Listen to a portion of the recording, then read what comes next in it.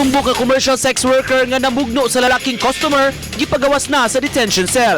Kini human wala na mo patimaw ang lalaking complainant sa police station aron unta pagpasaka og kaso.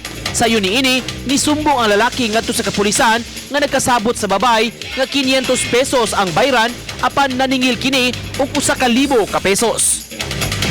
Mga barangay sa Mandaue gihatagan og tag 50,000 pesos aron magamit sa ilang anti-drug programs. Hinuon, dili pa tanan nakadawat kay wala pa makaliquidate sa unang pondo. Atol kini sa meeting sa City Peace and Order Council o City Anti-Drug Abuse Council.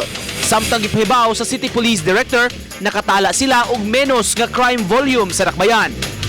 Pag-umul unya og Provincial Traffic Council sa lalawigan sa Sugbo, dako og matabang. Alang kang Joy Tumulak, hepe sa City of Talisay Traffic Operations and Development Authority kun City Toda, mas makatabang ang umulong Provincial Traffic Council ilabi na sa mga lungsod nga walay mga traffic enforcer.